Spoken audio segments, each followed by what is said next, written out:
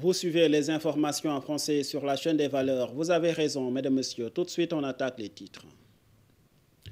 L'épargne est une culture bien ancrée dans la communauté sénégalaise, mais elle doit évoluer aujourd'hui pour mieux porter ses fruits. Dakar abrite du 20 au 22 juin un forum sur la question, un événement qui vient à son heure selon le ministre de la Microfinance, Alioune Badara Dione. La tension monte d'un cran à Joal-Fadiouth où les populations ont lancé un cri de détresse contre l'usine Omega Fishing, une société qui exploite les petits poissons essentiels à la pêche artisanale. Un collectif sur place, accuse l'entreprise de violer les normes environnementales. Et puis le Grand Magal de Touba sera célébré cette année au mois d'août. Un comité régional de développement a permis d'aborder les préoccupations majeures du comité d'organisation. Le gouverneur de Diourbel a insisté dans cette séance sur la nécessité d'achever les travaux d'assainissement dans ce contexte d'hivernage. Autant de points qui seront traités dans ce journal. Restez avec nous.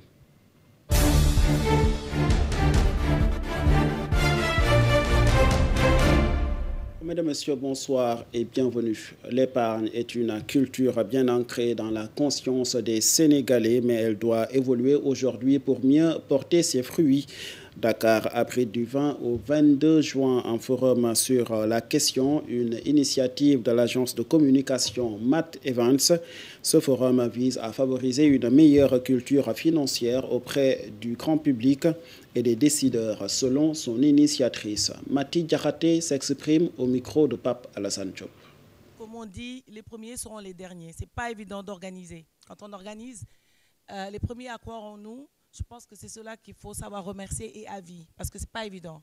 Et franchement, ça veut dire que vous avez accueilli ce projet, ça veut dire que vous avez compris ce projet, ça veut dire que vous êtes là pour nous accompagner et donc vous nous donnez le courage de continuer.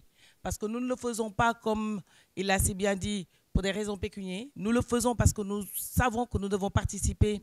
Nous avons une pierre, nous avons quelque chose, enfin notre pierre à l'édifice pour ce Sénégal. Nous, c'est notre façon, en tous les cas, de participer au développement de notre pays. Nous voulons contribuer à la suprématie, on va dire, financière de ce pays et c'est notre façon de le faire. Donc voilà, je ne vais pas retenir trop longtemps tout le monde parce qu'on a trop attendu. Je tenais à remercier mon équipe. Je tenais à remercier en premier M. Djelani Bey qui a été là, nuit et jour, qui nous a accompagnés, qui a appelé. Alors, M. Birahim Touré, pareil, Astowini Bey. Alors, M. Ibrahim Bey, qui n'est pas là, mais qui coordonne de long. L'équipe de Mathevent, je ne vais pas citer, mais tout le monde se reconnaît, l'équipe de Mathevent. Le professeur Bey qui nous a accompagnés, qui nous a donné des conseils, qui nous a donné vraiment tout ce qu'il fallait savoir dans l'économie. Parce que c'est facile de parler, mais il faut aussi savoir de quoi on parle. Donc, il nous a accompagnés depuis le début. Il nous a expliqué c'était quoi l'épargne, les taux de bancarisation. Tout a été fait par lui. C'est pour ça qu'il est là et j'aimerais vraiment le remercier infiniment. L'épargne permet aux personnes à faible et moyen revenu d'accéder au financement et d'investir. C'est pourquoi le ministre de la Microfinance et de l'économie sociale et solidaire considère que ce forum vient à son heure. Il vise à contribuer à la politique économique du gouvernement grâce au financement local conformément à la stratégie de souveraineté économique. J'y arrive. Selon Alioune Badara Dione, ses propos sont recueillis par Pape Alassane Diop. Comme dans une nouvelle vision, dans une nouvelle orientation, qui a comme socle la souveraineté. Et on ne peut pas parler de souveraineté si on n'a pas une capacité de mobilisation d'épargne intérieure. Et d'ailleurs, vous pouvez le constater à travers la stratégie nationale de développement dans la vision Sénégal 2050. C'est à ce titre que tous les mécanismes de l'État sont en train de jouer leur partition. Je prends l'exemple de la Caisse de dépôt et de consignation qui a véritablement compris l'enjeu. À notre niveau, nous qui avons la politique de microfinance, nous avons sollicité une collaboration de la Caisse de dépôt et de consignation. Et comme vous le savez, c'est une caisse qui a comme socle l'épargne intérieure. Et de ce point de vue, nous devons savoir, pour répondre à votre question, que l'épargne n'est pas exclusivement une affaire des personnes aisées. Non. Justement parce qu'on n'a pas mis en place des mécanismes innovants de structuration de l'épargne. Je donne l'exemple, dans notre culture, traditionnel, le condamné, est de chez nous. Nos mamans, nos papas, et particulièrement nos mamans, faisaient ce système. C'est une boîte en bois dans laquelle on mettait les sommes, de multiples sommes. Et à terme, c'est un fonds assez important pour régler un problème. Donc, qui dit épargne, en quelque sorte, parle d'investissement. L'épargne, en réalité, n'est rien d'autre qu'un investissement. Et nous restons toujours dans ce chapitre économie. La région de Ziguinchor dispose désormais d'un nouveau siège pour le contrôle régional des finances. L'infrastructure destinée à rapprocher davantage les services financiers de l'État aux usagers a été inaugurée par le ministre des Finances et du Budget. Occasion pour lui de faire quelques éclaircissements de taille sur la politique d'endettement de l'État du Sénégal, sujette à débat ces derniers jours. Cher débat. Vous me permettrez, dans ce moment solennel, de revenir brièvement sur des sujets qui agitent l'actualité de notre pays, de notre département plus précisément, car les citoyens ont droit à une information juste, rigoureuse et transparente. Sur la situation relative à la dette, nous avons vu circuler dernièrement des chiffres et interprétations erronées évoquant une dette cumulée sur 2024-2025 ou une prétendue utilisation inappropriée des ressources de l'État. À ce sujet, je tiens à préciser 3 choses. Que le gouvernement conduit une politique d'endettement responsable, cohérente et conforme à nos engagements internationaux. Deuxièmement, que les ressources mobilisées servent prioritairement à soutenir l'investissement productif, au développement des infrastructures et à la transformation de notre économie, conformément aux priorités de l'agenda national de transformation. Et enfin, en toutes circonstances, le gouvernement agit avec responsabilité et transparence pour préserver la soutenabilité de la dette et la confiance de nos partenaires techniques et financiers.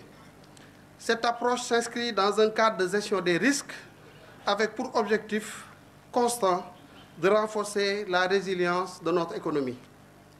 Au chapitre éducation, cette année, l'État du Sénégal a décidé d'autoriser la participation des élèves non inscrits au registre des états civils de subir l'examen de CFE et le concours de l'entrée en 6e. Cette exemption donne une chance de réussite à des milliers d'élèves de l'élémentaire qui risquent de quitter l'école prématurément. À Thiès, pendant qu'ils sillonnaient les centres d'examen, l'adjoint au gouverneur appelle les parents à prioriser les déclarations à la naissance. Georges Sambafay. Nous venons d'effectuer une tournée pour voir le dispositif mis en place dans le cadre de l'organisation de l'examen du CFE et de l'entrée en 6e. Ce que nous avons vu nous a convaincus parce que tout est en place. Les enseignants sont là, les correcteurs, les surveillants. Donc ça commence bien et ça présage d'une finalité correcte. Donc dans la région, nous avons 295 centres. Et on a un nombre de 47 043 candidats.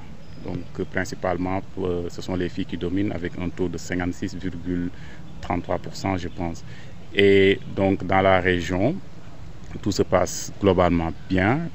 On a 4 666 surveillants et 4 753 correcteurs. Donc ils sont tous là, le matériel est là, les forces de défense et de sécurité aussi sont présentes, donc il n'y a pas de raison pour que l'examen ne se passe pas très bien. Voilà, vous revenez un peu sur le nombre de personnes en situation d'handicap qui sont également présentes dans ces épreuves. Oui, je pense que tout a été mis en place pour que ces personnes-là puissent subir les examens dans les meilleures conditions. Je pense que l'IA a déjà donné les statistiques tout à l'heure. Et le nécessaire a été fait. Je pense qu'ils ont droit à l'éducation, ils ont droit de subir les examens comme tout le monde. Donc je pense qu'il ne doit pas y avoir de problème à ce niveau. Ils sont à peu près 300 et tout a été fait pour qu'ils subissent les examens dans les meilleures conditions. Sanitaire au Sénégal, les pharmaciens privés réunis en conclave à Touba ont tiré la sonnette d'alarme face à la prolifération de la pratique illégale dans le secteur pharmaceutique. Face à la persistance du phénomène, ces pharmaciens passent à l'offensive. 5 grands dépositaires de médicaments de Touba ont été identifiés et feront face à la justice après les campagnes de sensibilisation menées à Kaolack et à Thiaroye. Le mouvement promet de sillonner tout le pays. 2 cas seront jugés dès le 1er juillet devant le tribunal de Diourbel. Leur objectif n'est pas répressif selon les organisateurs, mais il s'agit de mettre fin à un fléau qui tue silencieusement. Nous restons toujours à Touba pour évoquer le Grand Magal de Touba, édition 2025 prévu au mois d'août. Les préparatifs vont bon train dans la cité religieuse. Un comité régional de développement préparatoire à ce grand événement a réuni le comité d'organisation et les bras techniques de l'État du Sénégal. Une rencontre qui a permis d'aborder les préoccupations majeures de la famille de Serigne Touba. Le point avec le porte-parole de Touba, Serigne Bass Abdou Khadr Mbacké. En ce qui concerne l'eau, lors de la visite du gouverneur durant le Ramadan, je le lui avais signifié et à l'époque, il m'avait déjà signalé qu'il y avait eu assez d'efforts réalisés par l'État du Sénégal dans ce sens. Et nous pensons que d'ici là, il pourra nous faire le point sur la situation. L'autre aspect concerne l'assainissement. Et comme je l'ai toujours dit, nous connaissons bien les procédures étatiques. Elles sont caractérisées par leur lenteur, malgré leur efficacité. Les autorités nous ont signalé qu'ils sont déjà à pied d'œuvre. Mais nous pensons que le plus urgent aujourd'hui reste l'entretien et le curage des canaux. Car celui qui a été réalisé tout près du domicile de Serigne Touba, par exemple, avait une profondeur de 3 mètres, mais l'ensablement a diminué sa capacité. Donc, c'est ce qui a expliqué les récentes inondations qui ont été constatées lors du début de l'hivernage 2025. Et nous pensons déjà que l'entretien et le curage des canaux peut servir beaucoup à diminuer les difficultés rencontrées par les pèlerins durant le Magal de Touba. Et nous sollicitons vraiment l'appui de l'État dans ce sens. Et nous pouvons dire que le Grand Magal de Touba sera célébré cette année le 12 août prochain. Le gouverneur de la région de Diourbel, dans ce CRD, a insisté sur la nécessité d'achever les travaux d'assainissement avant la date échue afin de prévenir d'éventuelles inondations. Il a aussi insisté sur la nécessité de mettre en place un cadre de suivi des réalisations de l'État du Sénégal en direction de ce grand événement, conformément aux préoccupations du comité d'organisation. Ibrahim Fall. Je me souviens, au temps où j'étais adjoint gouverneur ici à Diourbel, l'état-major était logé ici même à la gouvernance. Et il y avait l'adjoint au gouverneur qui pilotait cet état-major-là. Tous les 3 jours, il se réunissait avec les acteurs concernés pour évaluer le niveau de satisfaction des doléances du comité d'organisation. L'année dernière, j'étais seule autorité ici à la gouvernance, mais cette année, comme on a un adjoint, je pense que lui, il pourra piloter cet état-major-là et toujours veiller à l'application normale des mesures prises pour satisfaire les besoins du comité d'organisation tout en réglant les problèmes ponctuels. C'est le premier élément important. L'autre élément, c'est le suivi. Cette fois-ci, nous aimerions que cela se fasse au niveau le plus proche, c'est-à-dire au niveau opérationnel. Il y a un cadre de concertation piloté par le sous-préfet de Ndam.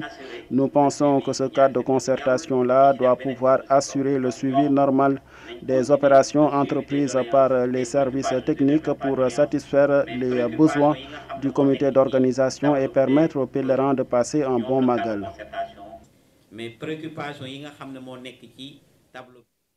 La tension monte d'un cran à Joal-Fadioutou. Les populations ont lancé un cri d'alerte contre l'usine de transformation de poissons Fishing Omega, une société qui exploite les petits poissons essentiels à la pêche artisanale pour les transformer en farine destinée à l'exportation.